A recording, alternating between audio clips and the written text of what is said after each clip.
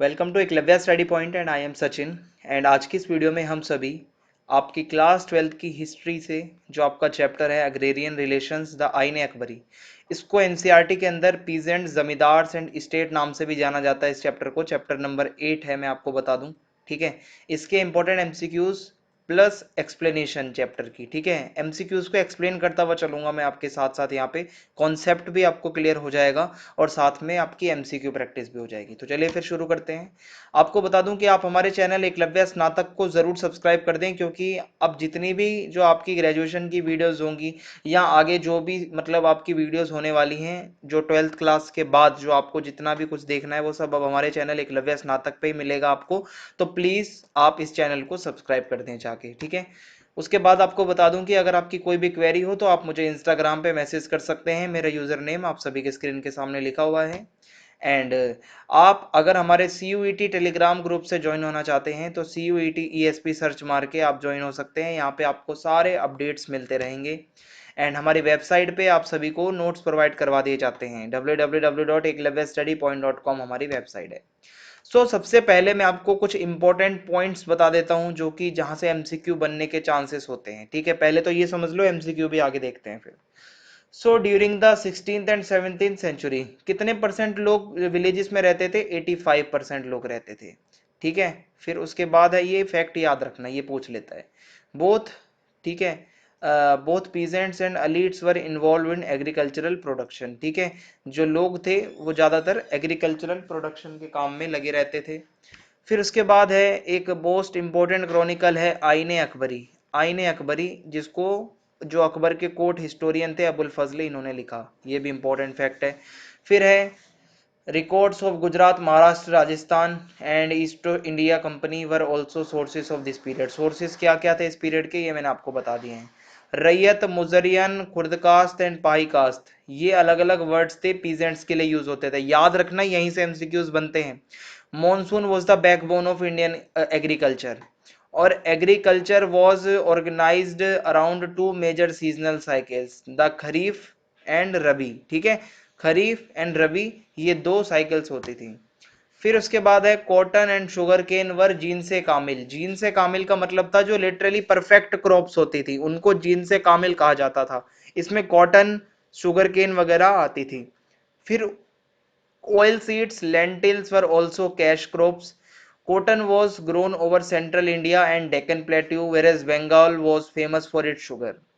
अब ये एक और पॉइंट है, there were three constituents of village community. एक तो कल्टीवेटर्स होते थे, the panchayat and the village headman, जिसको मुकद्दम या मंडल भी कहा जाता था। तो आपको समझ में आ गया, इंपॉर्टेंट पॉइंट्स आपको बताए हैं। अब ये तीन चीजें और इंपॉर्टेंट हैं इसमें। जजमानी, जजमानी का मतलब क्या है? 18th century records tell us of zamindars in Bengal who remunerated blacksmiths, carpenters, goldsmiths for their work by paying them a small daily allowance and diet money. ये आगे अंदर मैं आपको एमसीक्यूज में भी अंदर से समझाऊंगा एग्जांपल के साथ। मनसबदारी सिस्टम, ये इंपॉर्टेंट है। The Mughal administrative system had at its apex a military cum bureaucratic apparatus, जिसको मनसबदारी सिस्टम कहा जाता था, जो कि सारे मिलिट्री अफेयर्स वगैरह को भी देखते थे, ये नॉवेल्स होते थे। मनसबदारी system was a military bureaucrat system or the top of the Mughal administrative system on which was the responsibility of military and civil affairs। ठीक है, ये इनकी रिस्पॉन्सिबिलिटी थी। अब हमारा पहला एमसीक्यू है, what were the peasants which held their own lands and were residents of the village known as। जिसका खुद का खेत होता था, खुद की जमीन होती थी, उनको हम खुदकास्ट पीजेंट्स कहते थे। खुदकास्ट, ठीक है, ये दो तरीके के पीजेंट थे, खुदकास्ट एंड पाही कास्ट। खुदकास्ट यानी कि जिसका खुद का लैंड है, पाही कास्ट का मतलब था जो किसी दूसरे के लैंड पे जाके खेती कर रहे हैं। Ain Akbari was written in which language? Arabic, Turkish, Urdu या पर्शियन? ये पर्शियन में इसको लिखा गया था। What was the basic unit of agriculture society? Village जो है ये बेसिक यूनिट थी। फिर है which among the following authored Ain Akbari? Abul फजल ने आईन अकबरी को लिखा था।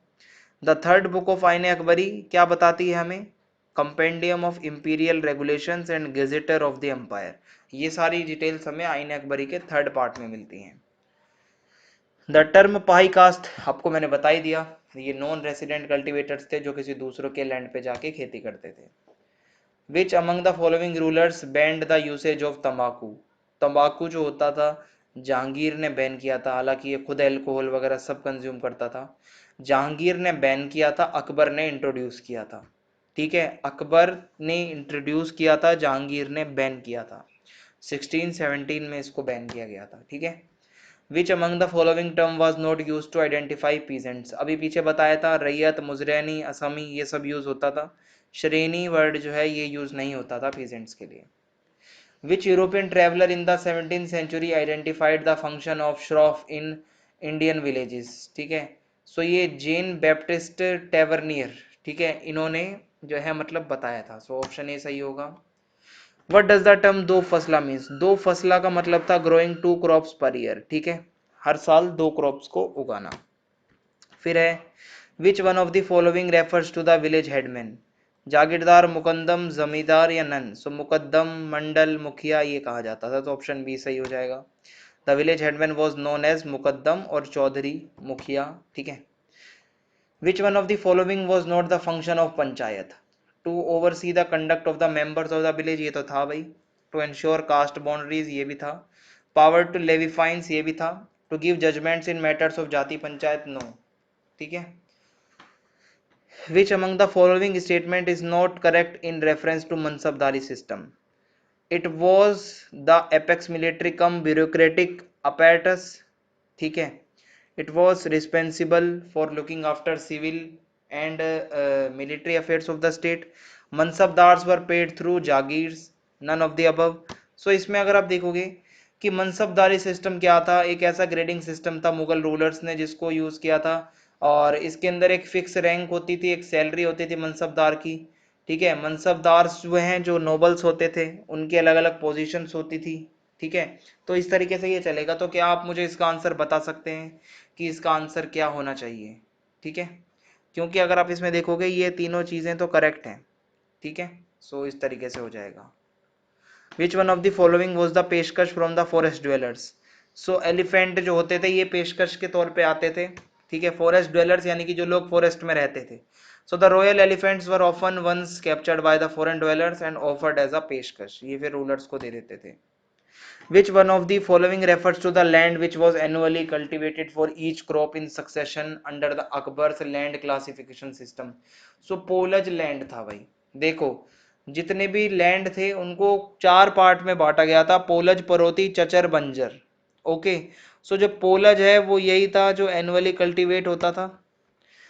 What is the meaning of the term gene से कामिला? बताया था मैंने आपको पीछे, ये परफेक्ट, लिटरली परफेक्ट क्रॉप्स होती थी। ऑप्शन ए सही हो जाएगा। Which among the following kingdom declared capture of wild elephants royal monopoly?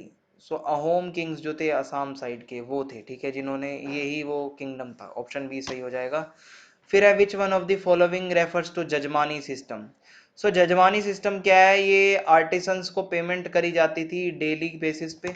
देखिए, द जजमानी सिस्टम और यजमान system was an economic system. ठीक है, और ये ज्यादातर विलेजेस में होता था, जहाँ पे लोअर कास्ट के लोग जो होते थे वो जो भी अपने काम करते थे उसके बदले में उनको ग्रेन्स मिल जाया करता था, कोई सामान मिल जाया करता था बदले में, ये हो जाएगा। ठीक है।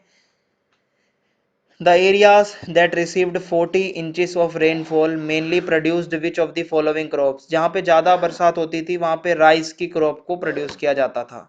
फिर है who among the following state that the jungles provided a good defense? तो ये बाबर ऐसा मानते थे कि जो जंगल्स हैं, हमारे फॉरेस्ट हैं, उससे अच्छा खासा डिफेंस मिलता है। ऑप्शन बी सही हो जाएगा। Which among the following crops came from Africa and Spain? So जो मेज है ये हो जाएगा इसका सही आंसर, ये क्रॉप थी। ठीक है। फिर है which one of the following was referred to as the revenue collector in the Mughal period? तो जो आमिल गुजार होता था इसको कहा जाता था रेवेन्यू कलेक्टर। देखिए, amil guzar were the revenue collectors, they supervised the revenue administration and had to protect the peasantry from the fraudulent robbers and miscreants, robbers वगैरह से भी बचाते थे। So which among the following was not a constituent of the village community? मैंने आपको ये तीनों बताए थे चैप्टर स्टार्ट करने से पहले, और आर्टिसंस इसमें नहीं है। उसके बाद है the amount collected by the revenue collector in the Mughal state was known as hasil. ठीक है। फिर है during the Mughal period the term milkiyat, मिल्कियत का मतलब था पर्सनल प्रॉपर्टी भाई। ठीक है, याद रखना, मिल्कियत यानी कि पर्सनल प्रॉपर्टी होती थी। Which one of the following was termed as jangli? So जो फॉरेस्ट ड्वेलर्स होते थे उनके लिए जंगली वर्ड यूज किया जाता था। देखिए मैं आपको और अच्छे से समझा देता हूँ। The term jangli was use to describe those whose livelihood came from hunting, जो शिकार करके अपना जीवन गुजारते थे, गैदरिंग करते थे, फॉरेस्ट के जो प्रोडक्ट्स होते थे उन पे लाइफ काटते थे, वो फॉरेस्ट ड्वेलर्स होते थे यानी कि जंगली। Which one of the following was refer to diwan in the Mughal period. So इसमें क्या है, सुपरवाइजर ऑफ फिजिकल सिस्टम, ये जो है दीवान था हमारा, ठीक है। दीवान क्या था, was head of the state institution of the name like diwan, ठीक है। Diwan belong to the elite families, बड़े घरों से होते थे ये, ठीक है, मुगल टाइम पे। The second book of Ain Akbari called सिपह आबादी। सिपह आबादी में क्या बताया गया, मिलिट्री एंड सिविल एडमिनिस्ट्रेशन के बारे में एंड जितने भी सर्वेंट्स होते थे उनके बारे में दिखाया गया है। आइन अकबरी के बारे में बता दूं कि देर आर 5 बुक्स, ठीक है, 5 बुक्स हैं। मंजिल आबादी, सिपह आबादी, third deals with administration and fourth contains information on Hindu philosophy and the fifth contains, इसमें अकबर के बारे में, अकबर ने जो भी कहा था वो सब दिया गया है, ठीक है।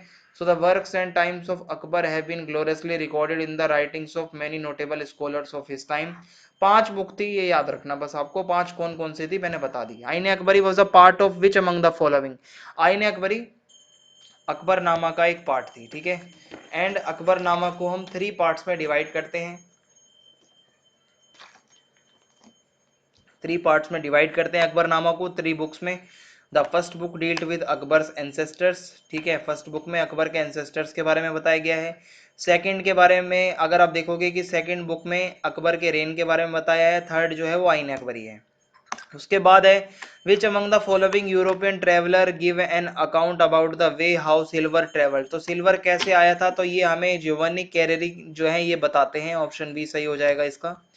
फिर which among the following was not the land classified under Akbar. So polaj, chachar, paroti, ठीक है, परती, बंजर, ये तो 4 हो गए। ये खरबंदी करके कुछ भी नहीं था, सो ऑप्शन डी हो जाएगा, ठीक है। पोलज, परोती, चचर, बंजर, ये 4 थे। द बुक आईने Akbari was made into how many books. आईने अकबरी के 5 बुक्स थी, ठीक है, मैंने आपको बता दिया है। ये पांचों बुक्स कौन सी हैं, ये भी अभी हम पीछे पढ़ के आए हैं। The who among the following authors wrote the famous Baburnama. Baburnama Babur ने खुद लिखा था।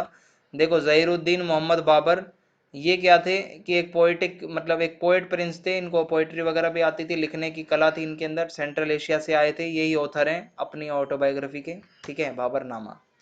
विच one of the following refer to an administrative subdivision of Mughal province. So pargana जो था ये हो जाएगा इसका आंसर, ठीक है, क्योंकि मुगल जो एम्पायर था उसको हम सूबाज में डिवाइडेड करते थे। सूबाज जो हैं फिर वो सरकार में डिवाइड होते थे, परगना एंड ग्राम में डिवाइड होते थे। देर वर 15 सूबाज, ठीक है, ड्यूरिंग अकबर्स रेन, जो बाद में औरंगजेब के टाइम पे 20 हो गए थे। Which among the following metal was used to mint coin during the Mughal period. So silver use होता था, ऑप्शन ए सही हो जाएगा इसका। When was the आईने अकबरी got completed? So आईने अकबरी 1598 में कंप्लीट हुई, ठीक है।